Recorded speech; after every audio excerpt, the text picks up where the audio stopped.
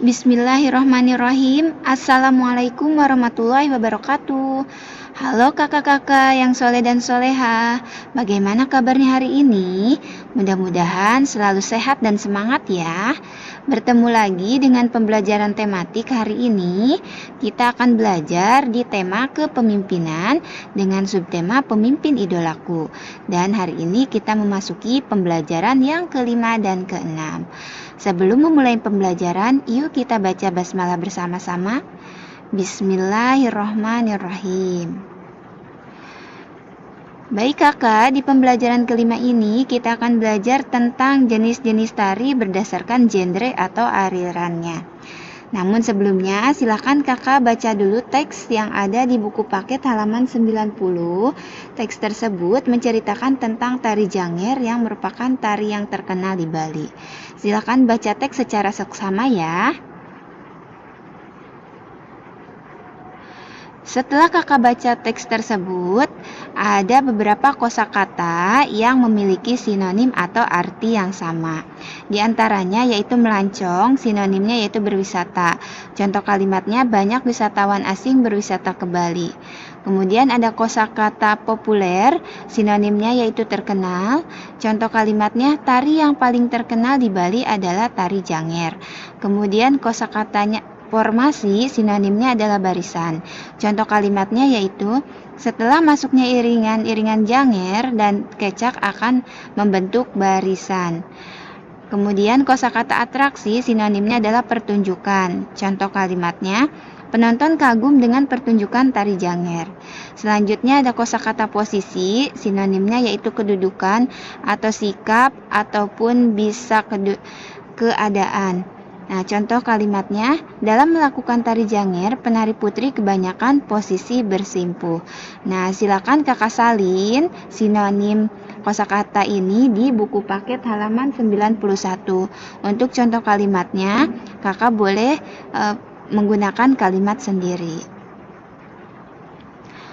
Selanjutnya, kita akan belajar tentang jenis tarian berdasarkan genre atau alirannya. Berdasarkan genre atau alirannya, tari dibagi 3 kelompok yaitu tari tradisional, tari kreasi baru, dan kontemporer. Tari tradisional ini adalah tarian yang diwariskan dari masa ke masa sejak zaman dahulu yang dilestarikan lalu menjadi budaya di suatu daerah. Tari tradisional ini terbagi menjadi 2 jenis yaitu tari klasik yang merupakan tari tradisional dikembangkan oleh kalangan bangsawan istana atau keraton, contohnya yaitu tari budaya Serimpi. Dan ada juga tari tradisional kerakyatan yaitu tari tradisional yang dikembangkan oleh masyarakat kaum bawah. Contohnya yaitu tari lilin dari Sumatera Barat. Kemudian jenis tari yang kedua yaitu tari kreasi baru. Tari kreasi baru ini adalah sebuah tarian yang dikembangkan oleh seorang koreografer atau penata tari. Adapun contoh tari kreasi baru adalah tari merak dari Jawa Barat. Selanjutnya ada tari kontemporer. Tari kontemporer ini adalah tari yang menggunakan gerakan-gerakan yang bersifat simbolik, unik, dan mengandung pesan tertentu di dalamnya. Adapun contoh dari tari kontemporer itu adalah tari yapong dari Betawi. Selanjutnya, tari memiliki fungsi, diantaranya sebagai pertunjukan, yaitu tari disiapkan untuk suatu acara dan dipentaskan. Kemudian ada tari upacara. Tari upacara ini dilakukan hanya pada upacara adat atau keagamaan. Selanjutnya ada tari hiburan. Tari hiburan ini artinya tari yang diadakan hanya untuk menghibur penonton saja. Kemudian ada tari pergaulan. Tari pergaulan ini dimainkan untuk berinteraksi. Dan yang terakhir adalah tari kesenian. Tari kesenian ini adalah tari yang dilaksanakan untuk tujuan pelestarian budaya. Dan biasanya tarian ini bernuansa tradisional. Belajar tadi tentang jenis-jenis tari berdasarkan alirannya, berikut adalah contoh-contoh tari yang ada di Indonesia. Nah, ini pengelompokannya ya Kak, ada tari tradisional, tari kreasi baru, dan tari kontemporer. Ini Ibu hanya mengambil sebagian saja, sebenarnya masih banyak tari tradisional yang ada di Indonesia. Silakan Kakak salin di buku paket halaman 93. Selanjutnya, kita akan belajar tentang perkembangan perilaku remaja pada masa pubertas. Masa remaja ini merupakan salah satu masa yang pasti dilalui oleh setiap manusia. Masa remaja ini disebut dengan masa peralihan dari anak-anak menuju dewasa. Nah, masa remaja dimulai dengan masa pubertas, di mana disebut juga dengan akil balik. Nah, masa pubertas ini setiap remaja pasti mengalami perubahan fisik maupun psikis, ya. Nah, masa pubertas setiap orang ini pasti berbeda karena dipengaruhi oleh faktor keturunan, produksi hormon, konsumsi makanan, dan penyakit. Sebagaimana kita ketahui bahwa pada masa pubertas ini seorang remaja akan mengalami perubahan baik secara fisik maupun psikis. Secara fisik yaitu meliputi perubahan tanda kelamin primer dan sekunder atau perubahan tubuh ya. Sementara perubahan psikologis yaitu berusaha mencari identitas atau ingin mencoba hal-hal baru karena rasa ingin tahu yang besar, kemudian mulai tertarik dengan lawan jenis, ingin menyendiri, bosan, emosi yang meninggi atau biasanya sering sedih, gelisah, dan marah secara tiba-tiba, serta hilangnya kepercayaan diri. Nah, itulah beberapa ciri pubertas secara psikis. Mungkin di antara kakak ada yang sudah mengalaminya ya. Nah, dari beberapa perubahan yang terjadi pada masa pubertas, berikut ada hal-hal yang harus dilakukan atau diperhatikan oleh remaja pada masa pubertas.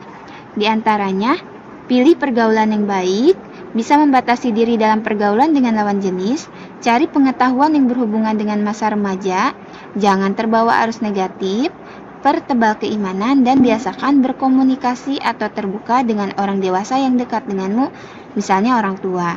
Nah, ini adalah tips masa pubertas yang bisa kakak lakukan atau terapkan dalam kehidupan sehari-hari. Nah, di pembelajaran 6 ini silakan kakak baca teks yang ada di halaman 96. Teks ini menceritakan tentang tari bonet yang berasal dari Provinsi Nusa Tenggara Timur. Nah, setelah kakak belajar atau membaca tari bonet tadi, tentunya dalam sebuah tari memiliki unsur utama dan unsur pendukung. Adapun unsur utama tari yaitu yang pertama wiraga. Wiraga ini berarti dalam tarian dikenal dengan gerakan, di mana gerakan ini memiliki macam-macam berdasarkan maknanya, yaitu ada gerak murni atau gerakan yang tidak memiliki maksud tertentu, dan ada juga gerak maknawi atau gerak yang memiliki makna mendalam dan maksud tertentu. Nah, gerakan ini memiliki fungsi supaya penonton bisa menebak karakter yang dimainkan oleh seorang penari. Kemudian unsur utama tari yang kedua yaitu wirama. Wirama ini adalah musik pengiring gerakan tari ya, dimana dalam sebuah tarian tentu dibutuhkan sebuah musik ya, karena tidak mungkin dalam sebuah tari penari hanya bergerak ke sana kemari tanpa adanya musik. Tarian harus sesuai dengan irama, ketukan, dan tempo pengiringnya sehingga menjadi suatu gerakan yang harmonis. Dan iringan yang biasa digunakan bisa berupa rekaman atau iringan langsung dari instrumen musik, ataupun berupa tepuk tangan, hentakan kaki, maupun nyanyian. Selanjutnya, unsur utama tari yang ketiga adalah wirasa. Wirasa artinya menyampaikan rasa yang ada dalam jiwa melalui gerakan dan ekspresi. Oleh karena itu, seorang penari harus bisa menjiwai dan mengekspresikan tarian tersebut melalui mimik wajah dan pendalaman karakter. Nah, unsur rasa ini akan makin menguatkan tarian bila disatukan dengan unsur gerak dan irama yang mendukung, sehingga penonton bisa menangkap maksud dari penari. Nah, itulah unsur utama dari tari. Sementara unsur pendukung dari tari diantaranya yaitu rias dan kostum. Rias dan kostum ini diperlukan untuk menambah pesona dan daya tarik sebuah tarian.